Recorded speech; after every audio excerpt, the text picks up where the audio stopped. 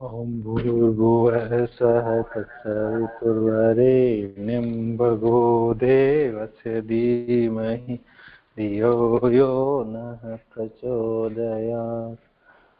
ओम गुरुर्ब्रह्मा गुरुर्विष्णु गुरुरेव महेश्वर गुरुर्साक्षात् परब्रह्मा तस्मै श्री गुरुवे नमः। खण्डमण्डलाकारं व्याप्तं येन चराचरं तत्पदं दर्शितं येन तस्मै श्रीगुरुवे नमः। अखण्डमण्डलाकारं व्याप्तं येन चराचरं तत्पदं दर्शितं येन तस्मै श्रीगुरुवे नमः। मातृवत् लालयित्री च पितृवत् मार्गदर्शिका नमोऽस्तु गुरुसत्तायै श्रद्धा प्रज्ञायिता च। ओम श्री गुरुवे नमः। आवायामि स्थापयामि ध्यायामि तथा नमस्कारं करोमि। अमायातु वरदे देवी त्र्यक्षरे ब्रह्मवादिनी गायत्री छन्दसा मात्रे ब्रह्मयोने नमोऽस्तुते। ओम श्री गायत्री नमः। आवायामि स्थापयामि ध्यायामि तथा नमस्कारं वरदावेदमाता प्रचोदयन्तां पावमानि गजानाम् आयुष्मन्तं कीर्तिं धरणं ब्रह्मोत्समयं दत्त्वा व्रजत ब्रह्मलोकम्। जय गुरुदेव। आज का स्वाध्याय प्रारंभ करते हैं। कोटेशन। बर्तन के पानी में काला रंग डाल देने पर हम उसमें अपना प्रतिबिंब ठीक ठीक नहीं देख सकते। इसी प्रकार जिसका चित्त विकारों से मिला हो रहा अपने हित अनहित का ज्ञान नहीं रखता। दूसरा सद्विचार। सदाचार युक्त और ज्ञान पूर्वक एक दिन जीना 100 वर्ष दुराचार पूर्ण और अव्यवस्थित जीने से कहीं अच्छा है। किसी की निंदा मत करो, याद रखो इससे तुम्हारी जबान गंदी होगी, तुम्हारी वासना मलिन होगी। जिसकी निंदा करते हो उससे बैर होने की संभावना रहेगी और चित्त में कुसंस्कारों के चित्र अंकित होंगे। आहा, उसे कैसा विश्राम और शांति उपलब्ध है जो मिथ्या चिंता से मुक्त रहकर सदा ईश्वर और आत्मोद्धार का चिंतन करता है। मनुष्य तभी दुख में ग्रसित होता है जब उसके आंतरिक विचारों और बाह्य परिस्थितियों में मेल नहीं होता। अब चलिए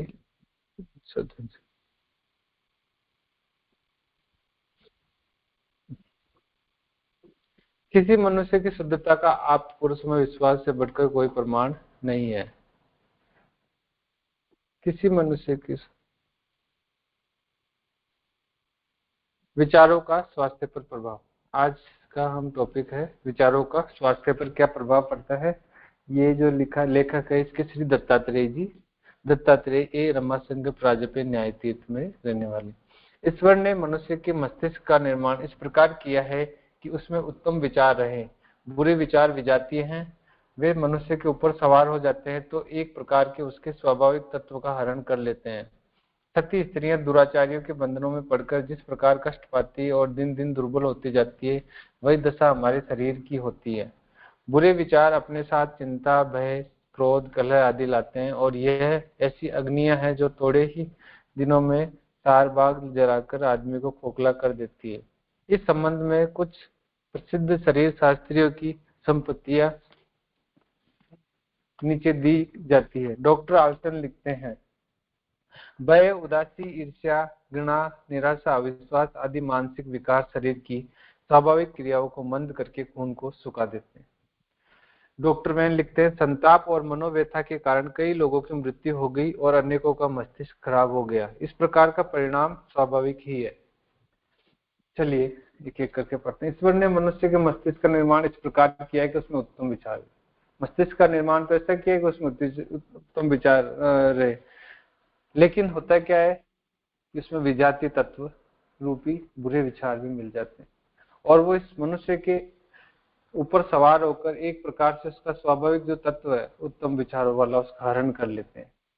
और उसमें उदाहरण दिया कि वो किस तरह करते हैं। जैसे सती स्त्रियां हैं, उनका क्या करते हैं, दुराचारी लोग दुराचारियों को बंधनों में पड़कर कष्ट पाती रहती है और दिन दिन दुर्बल होती जाती है। वही दशा हमारे शरीर की होती है। अगर बुरे विचार क्या होता है, बुरे विचार आते हैं तो अपने साथ चिंता, भय, क्रोध, कलह आदि भी लाते हैं और ये ऐसी अग्नियां जो थोड़े ही दिनों में सार बाग जलाकर आदमी को खोखला करती है और वो आदमी को खोखला करती रहती है। इसके संबंध में कुछ जो शास्त्र दर्शन शास्त्रियों के वाक्य भी इसमें, कोटेशन भी इसमें दिए हैं। इसमें पहला है डॉक्टर ऑल्स्टन का, इसमें उन्होंने बताया कि भय, उदासी, ईर्ष्या, घृणा, निराशा, अविश्वास आदि मानसिक विकार शरीर की स्वाभाविक क्रियाओं को मंद करके खून को सुखा देते हैं। खून को क्या कर देते हैं? वो सुखा देते हैं। इसी प्रकार डॉक्टर वेन लिखते हैं, मतलब खून को सुखा देना, खून को हमारी जो अंदर की जो बुराइयां, जैसे भय, उदासी, ईर्ष्या, घृणा, इससे इंसान धीरे धीरे दुर्बल होता जाता है, क्योंकि उसका ब्लड ही तो है शरीर में। अगर वो ही नहीं रहेगा तो वो कमजोर होता जाएगा। तो ये सब चीजें हमारे लिए हानिकारक है। दूसरा डॉक्टर वैन लिखते हैं, संताप और मनोव्यथा के कारण कई लोगों की मृत्यु हो गई। और वो तो ये भी लिखते हैं कि अगर संताप और मनोव्यथा अगर किसी लोगों के अंदर बढ़ जाती है तो कई लोगों की तो इसके कारण मृत्यु भी हो गई, और कईयों के मस्तिष्क ही खराब हो गए। तो इस प्रकार का परिणाम स्वाभाविक ही है, क्योंकि वो स्वभाव के साथ ही ऐसा हो रहा है। अब इसके बाद में डार्विन साहब कहते हैं, चिरकालीन चिंता से रक्त की गति धीमी हो जाती है और चेहरे पर पीलापन, मांसपेशियों में शुष्कता आ जाती है, पलकें झूल पड़ती है, छाती बैठ जाती है, गर्दन झुक जाती है एवं होठ, सिर, जबड़ा आदि गिर जाते हैं। हंसते आदमी पर घोर उदासी छा जाती है। ये तो बहुत ही, मतलब डार्विन साहब ने तो बड़ी बात बताई कि दीर्घकालीन, अगर बहुत दिनों तक चिंता अगर कोई आदमी करता रहे तो उसका ब्लड प्रेशर भी लो हो जाता है, चेहरे उसका पीला पड़ जाता है और मांसपेशियां उसकी सूख जाती है, उसकी आंखें की जो पलकें हैं वो भी झूलने लग जाती है, छाती भी बैठ जाती है, गर्दन झुक जाती है, होठ, सिर, जबड़ा, इस तरह की जो ये भी गिर जाते हैं। तो इसलिए बताया गया कि हंसते आदमी पर घोर उदासी, मतलब इसलिए इस सब से हम यही सीख मिलती है कि हमें ये सब जो मानसिक जो हमारे विचारों के कारण चिंता, ईर्ष्या, ये सब जो जो होती है, चिंता होती है, इन सबको हमें दूर रखना चाहिए, हमेशा खुश रहना चाहिए।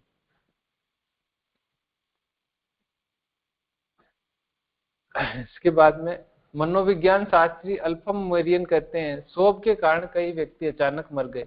मानसिक शुद्धता शरीर पर ऐसे अनिष्ट कर परिणाम उपस्थित कर सकती है जिससे वह मुर्दा कहा जा सके।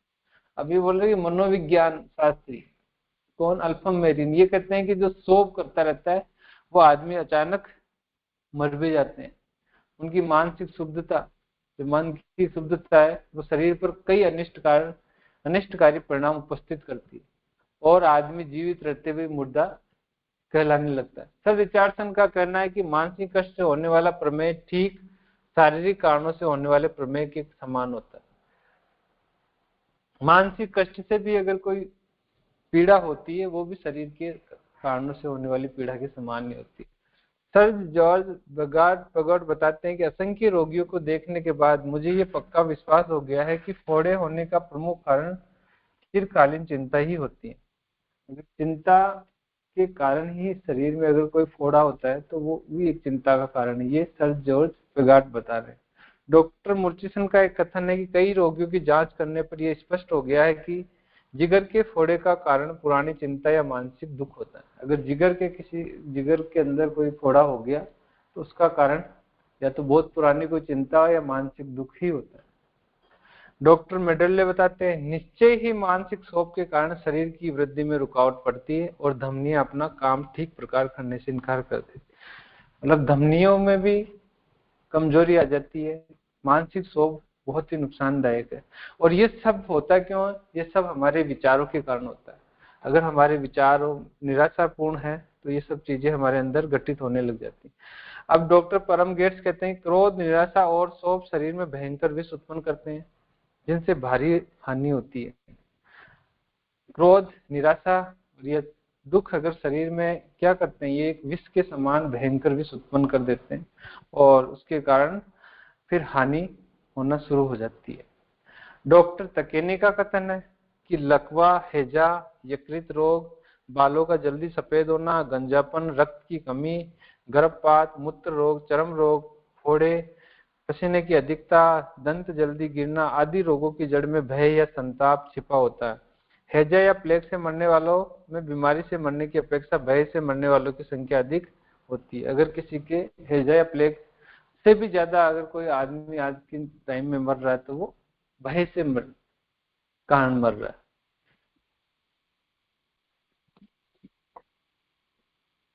इसके बाद में इन महत्वपूर्ण सम्मतियों पर ध्यान देने से ये स्पष्ट हो जाता है कि मन में बुरे विचार लाने से शरीर का बड़ा अनिष्ट होता है।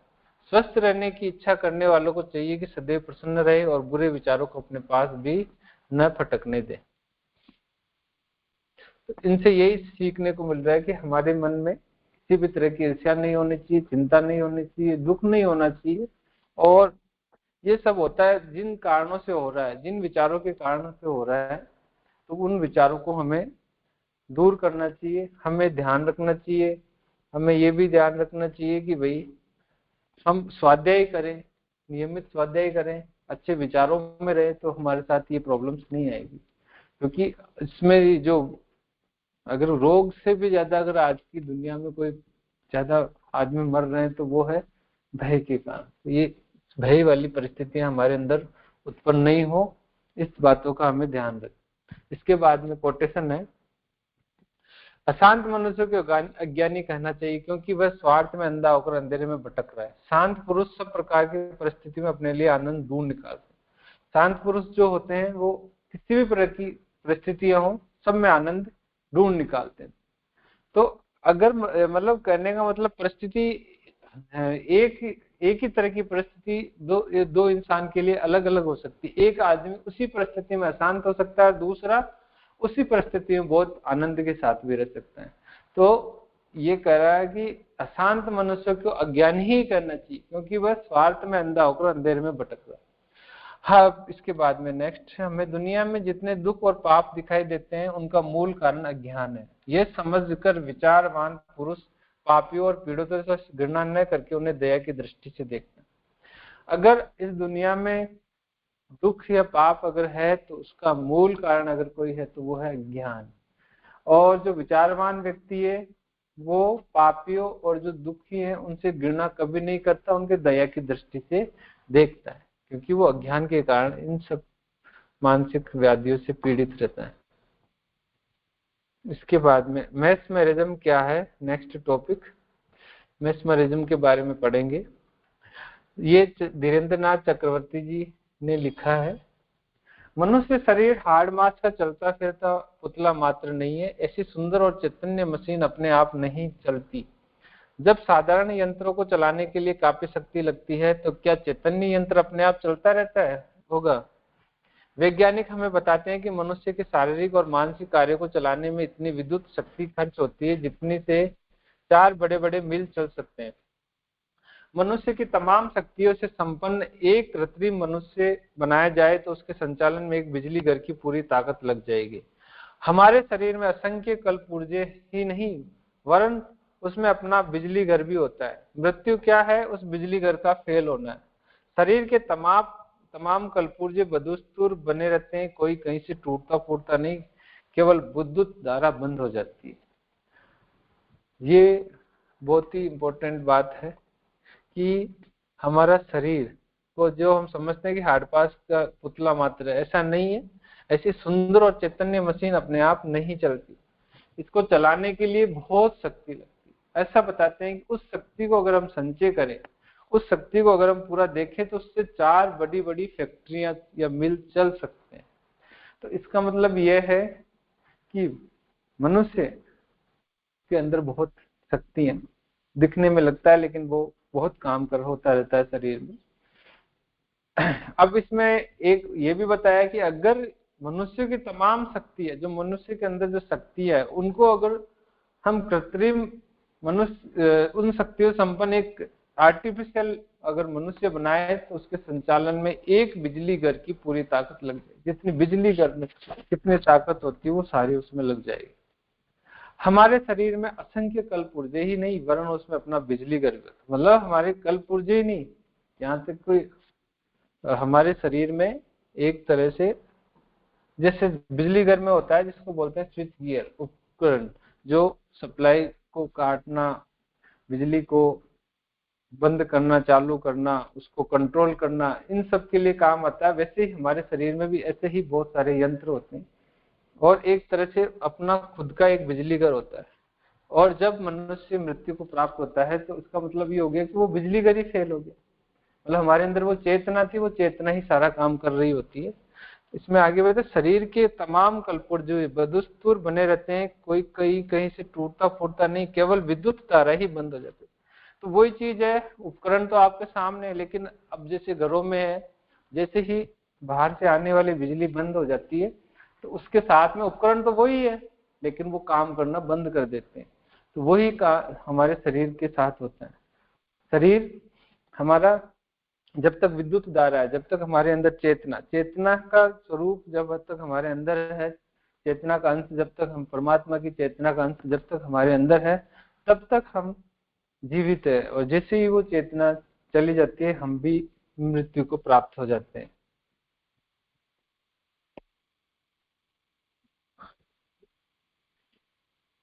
हमारे शरीर की बिजली का क्षेत्र केवल अपने कल पुर्जे को चलाने तक ही सीमित नहीं है, वरन वह बाहर की चीजों पर प्रभाव डालने और उनके असर को ग्रहण करने का कार्य भी करती है। एक वैज्ञानिक ने अपने गहरे अनुभव के बाद बताया है कि हमारी बिजली का 1/3 भाग कल पुर्जों को चलाने में खर्च होता है। 1/3 से बाहरी चीजों के प्रभाव में से आवश्यक ग्रहण करने और अनावश्यक को धकेलने का कार्य होता है। शेष 1/3 बिजली संसार की दूसरी चीजों पर अपना असर डालती है। इन 3 भागों में से भी प्रत्येक तिहाई की शक्ति असंख्य मार्गों द्वारा खर्च होती रहती है, या यो कहना चाहिए कि उस पावर हाउस में असंख्य तार लगे हुए हैं और वे भिन्न भिन्न दिशा में विभिन्न कार्य करते रहते हैं। मानव शरीर की विद्युत का अन्वेषण करने वाले कहते हैं कि हाल के जन्मे बालकों की भी तमाम बिजली एकत्रित कर ली जाए तो उसमें डाक गाड़ी का एक इंजन चल सकता है।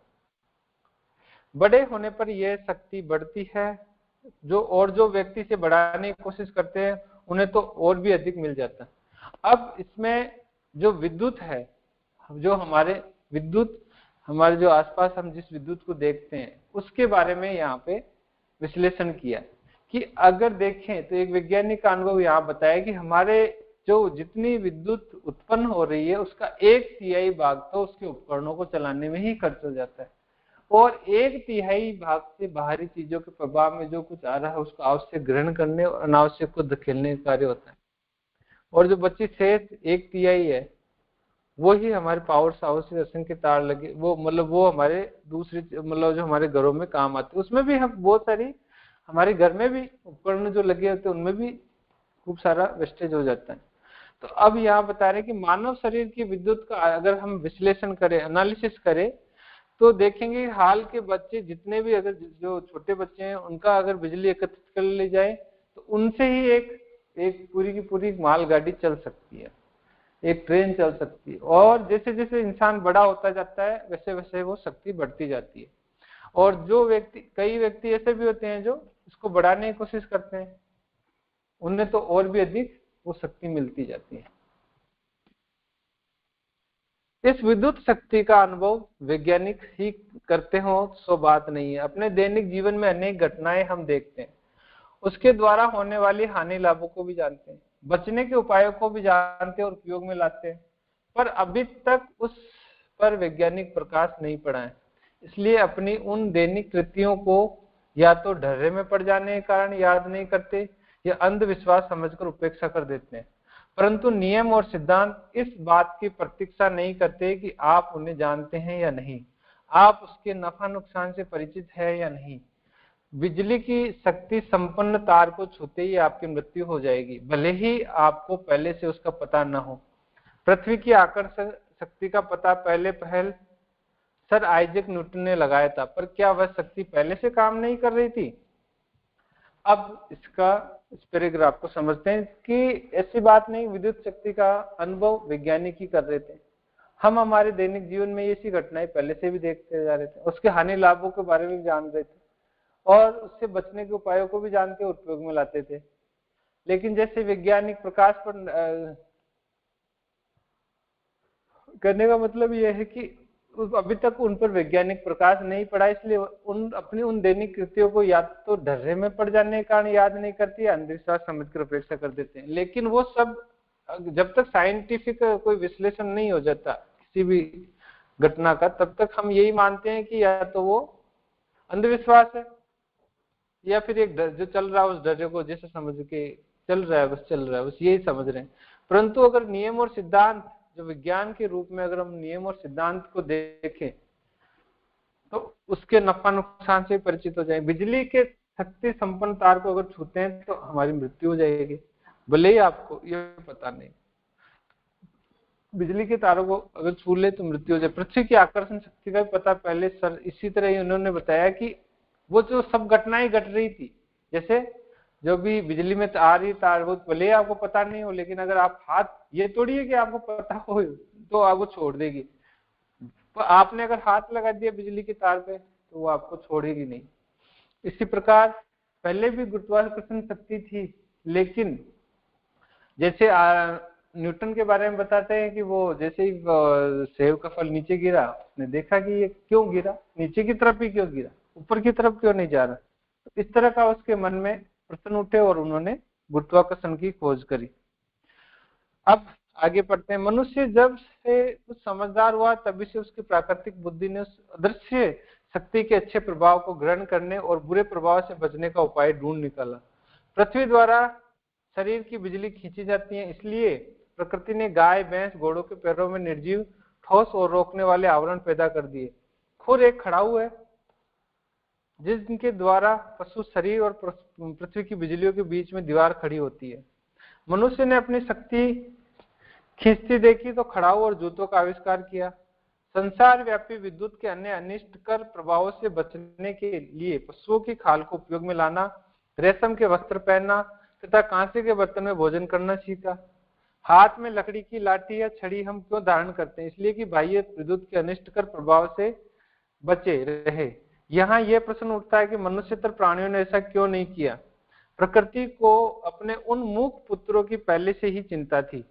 मनुष्य बुद्धिजीवी अपनी रक्षा खुद कर लेगा, यह सोचकर उसने उसके साथ कुछ कंजूसी की है, पर अन्य प्राणियों को इफरात के साथ मुक्त हस्त होकर दिया है।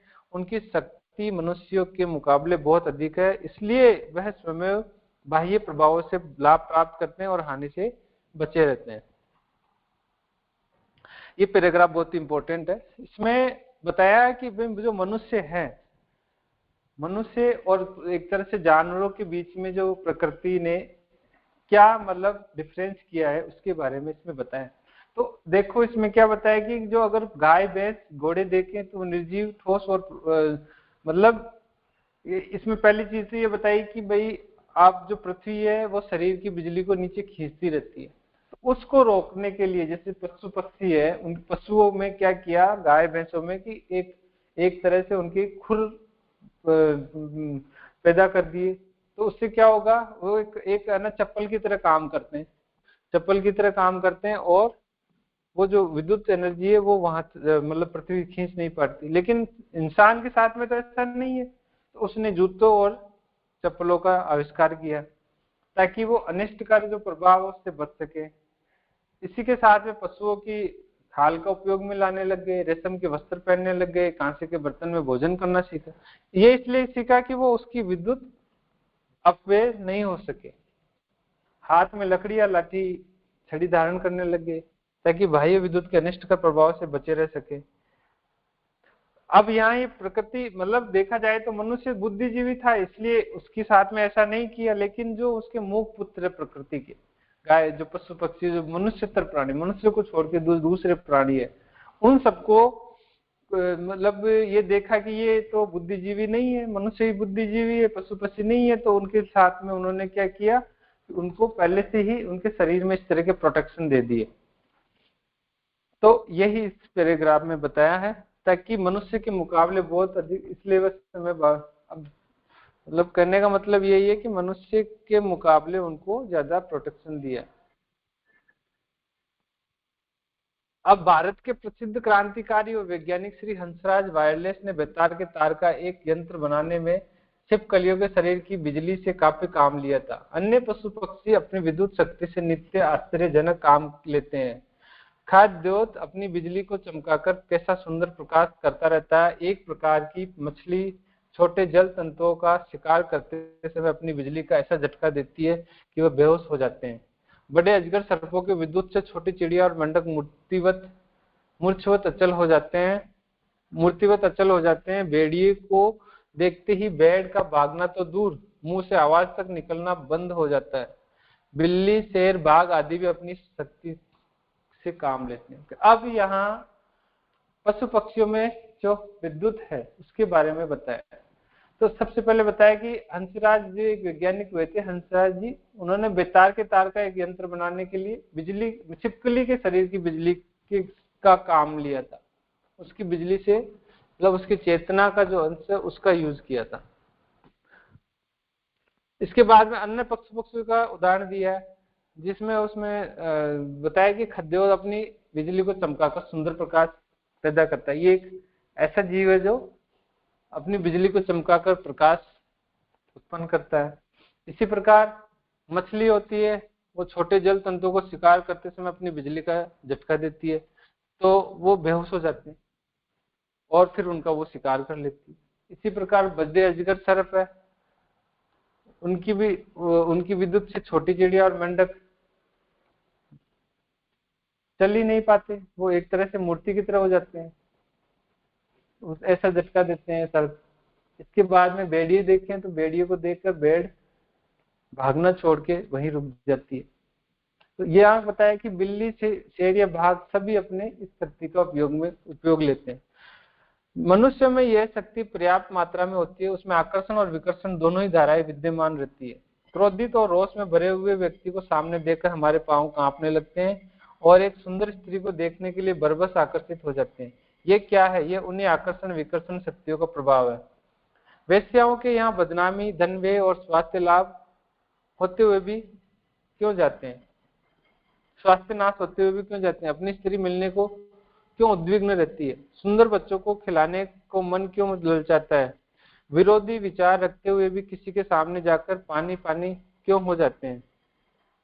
मित्रों पर सर्वस्व निछावर क्यों कर देते हैं? स्त्रियां पति पर प्राण खो देती है। किसी के बहकावे में लोग क्यों आ जाते हैं? ये सब आकर्षण शक्ति धारा का खेल है। जालिमों को देखकर क्यों डर लगता है? किसी प्रभावशाली व्यक्ति के सामने जाकर ठीक प्रकार बात क्यों नहीं कही जाती? दीवान दरोगा से बात करने में दम क्यों फूलता है? क्रोधी लोगों के पास से जल्दी चले जाने को जी क्यों चाहता है? ये विकर्षण शक्ति धारा का असर है। अब जैसे विद्युत धारा में दो तरह के होते हैं पोल, एक तो दो अपोजिट पोल के बीच में आकर्षण होता है, वैसे यहाँ बताया गया है कि मनुष्य में भी ये शक्ति पर्याप्त मात्रा में होती है और उस शक्ति के कारण ही आकर्षण होता है या फिर विकर्षण होता है। तो इसमें बताया कि अगर कोई आदमी क्रोध और रोष से भरा हुआ है तो उसको देखकर क्या होगा? उसको देखकर वहां से विकर्षण उत्पन्न होगा। उसको देखकर हम सोचते हैं, वहां से उसके सामने से दूर हटने की कोशिश करते हैं। अगर कोई सुंदर स्त्री दिख जाए तो एक सुंदर स्त्री को देखकर एक जो पुरुष है वो उसकी तरफ आकर्षित होने लग जाते हैं। तो यहाँ बताया कि ये सब है क्या? ये सब उसी आकर्षण और विकर्षण शक्तियों का ही प्रभाव है। अब यहाँ बताया कि वेश्याओं के यहाँ बदनामी भी होती है, धन व्यय भी होता है और स्वास्थ्य नाश भी होता है, फिर भी चले जाती है क्योंकि वो आकर्षण है, उस आकर्षण के कारण ऐसा हो रहा है। इसी प्रकार एक पत्नी है जो अपने पति से मिलने के लिए उद्विग्न रहती है। सुंदर बच्चों अगर हम देखते हैं तो उनको खिलाने का मन ललचाता है। विरोधी विचार रखते हुए भी किसी के सामने जाकर पानी पानी क्यों हो जाते? अगर हो सकता है हमारे विचार विरोधी है लेकिन फिर भी उसके जाकर हम मित्रता की तरह उससे व्यवहार करने लग जाते। तो ये सब क्या है? आकर्षण है। इसी तरह अपने मित्र होते हैं, उनके ऊपर हम सब कुछ निछावर करने के लिए तैयार रहते हैं। स्त्रियां पति पर प्राण दे देती है, किसी के बहकाव में लोग आ जाते हैं क्योंकि वो भी आकर्षण का ही खेल है। ये सब आकर्षण की शक्ति का ही खेल है। इसी प्रकार जालिम जो होते हैं उनको देख कर डर लगता है। प्रभावशाली जो व्यक्ति उसके सामने जाकर ठीक प्रकार बात नहीं कही जा सकती। दीवान दरोगा से बात करने में दम फूलने लग जाता है। क्रोधी लोगों के पास से जल्द चले जाने को जीत जाता है। ये विकर्षण शक्ति का। अब यहाँ आकर्षण शक्ति का तो पहले बताया, अब हम विकर्षण शक्ति का बारे में बताया कि जो बुरे लोग होते हैं उनको देखकर डर लगता है, प्रभावशाली व्यक्ति के सामने जाकर बात करने की हिम्मत नहीं होती, दीवान दरोगा से भी बात करने के लिए दम फूलता है, क्योंकि वो विकर्षण शक्ति हो रही है। ये सब क्या है, ये एक विद्युत, जो चेतना का ही विद्युत भी बोल सकते हैं, उसका ये प्रभाव है। ये तो हुआ दैनिक जीवन में स्वाभाविक शक्ति का स्वमेव होने वाला प्रभाव। विशेष अवसरों पर विशेष शक्ति द्वारा जानबूझकर डाला गया असर इससे भिन्न और बहुत अधिक शक्तिशाली होता। यह पहले कहा जा चुका है कि हमारे अपने बिजली घर की शक्ति असंख्य अलग अलग तारों में होकर बह रही है। यदि 2-4 तारों में चलने वाला प्रवाह एक ही तार में चालू कर दिया जाए तो वह पहले की अपेक्षा कहीं अधिक शक्ति संपन्न हो जाता है, और यदि 10, 20, 50, 40 तारों की शक्ति एकत्रित कर ली जाए तो और भी अधिक बल होगा। तात्पर्य यह है कि मनुष्य की विसंकलित शक्तियों का यदि एकत्रीकरण हो जाए तो वह अत्यधिक प्रभावशाली हो सकता है और उससे आश्चर्यजनक एवं अलौकिक कार्य किए जा सकते हैं। मैस्मरिज्म विज्ञान का स्रोत यही आत्म विद्युत है। इस विद्युत के कुछ तारों को इकट्ठे करके एक काम पर लगा देते हैं, तब उसके द्वारा होने वाले कार्य अधिक वेग से होने लगता है। 15 वोल्ट पावर की बत्ती जितना प्रकाश देती है, 50 वोल्ट की बत्ती उससे बहुत अधिक करती है। अधिक प्रवाह छोड़ते ही पंखा अधिक वेग से घूमने लगता है। मनुष्य का एक दूसरे पर स्वाभाविक और साधारण शक्ति से जो असर पड़ता है उसे ही विशेष कर देने पर कुछ अधिक कार्य होता है। रोजमर्रा जो बात नहीं देखी जाती वही बात यदि कभी अचानक दिखने लगे तो हमें आश्चर्य होता है। मैस्मरिज्म के चमत्कार देखकर आश्चर्य करने का भी यही कारण। अब इसके बारे में पढ़ेंगे कि दैनिक जीवन में हमारे स्वाभाविक शक्ति का अपने आप प्रभाव होने लग जाता है। अगर विशेष अवसरों पर विशेष शक्ति द्वारा जानबूझकर डाला गया असर इससे भिन्न और बहुत अधिक शक्तिशाली होता है। भाई विशेष अवसर होते हैं, विशेष शक्ति द्वारा अगर जानबूझकर हम उसका असर डालें तो उसको बहुत शक्तिशाली होता है। ये पहले ही बताया जा चुका है कि हमारे बिजली घर की शक्ति असंख्य अलग अलग तारों में बह रही है। हमारे शरीर में असंख्य धमनियां, कोशिकाएं, रक्त कणिकाएं, ये सब है, तो उनमें एक तरह से विद्युत ही बह रही है। अगर उन सबको 2-4 को एक साथ मिला जाए तो क्या होगा कि वो शक्ति अधिक होगी उनमें। इसी प्रकार 10-20 मिला लें तो वो और भी ज्यादा शक्ति होंगी। तो यही बात इसमें बुलाई कि हमारी जो शक्तियां अलग अलग बिखरी पड़ी रहती है शरीर में, तो उन शक्तियों को अगर एकत्रीकरण कर दे तो वो बहुत ज्यादा प्रभावशाली हो सकती है, और इसी को ही मैस्मरिज्म कहा गया है। मैस्मरिज्म का विज्ञान का स्रोत यही आत्म विद्युत होता है। इस विद्युत के तारों को इकट्ठे करके काम पर लगा देते हैं, तब उसके द्वारा होने वाले कार्य अधिक वेग से होने लगता है। 15 वोल्ट पावर की बत्ती जितना प्रकाश देती है, 50 वोल्ट की बत्ती उससे बहुत अधिक करती है। अधिक प्रभाव छोड़ते ही पंखा अधिक वेग से घूमने लगता है। मनुष्य का जैसे ही अपन देखते हैं पंखा है, अगर वो 4 स्टेप में चल रहा है तो पहले स्टेप में धीरे चलेगा, दूसरे में उससे तेज हो जाएगा, तीसरे में और, तो इस तरह वो ऐसा क्यों हो रहा है? क्योंकि विद्युत का प्रवाह धीरे धीरे 1 पे कम होता है, 2 पे ज्यादा होता है, 3 पे ज्यादा होता है, और 5, 4 पे सबसे ज्यादा होता है। तो वो उस कारण से फिर 4 पे सबसे तेज दौड़ता है, सबसे ज्यादा घूमता है। तो यही बात यहाँ बताई, मैस्मरिज्म का चमत्कार देखने का आश्चर्य का भी यही कारण। अब आज का स्वाध्याय यही समाप्त करते हैं। ओम द्यो शांतिरंतरिक्षगम शांति पृथ्वी शांतिरापः शांतिरो सदयः शांतिर्वनस्पतयः शांतिर्ब्रह्म शांति सर्वगम शांति शांतिरेव शांति सामा शांतिरेधि। ओम शांति शांति शांति सर्वारिष्टस्य शांतिर्भवतु।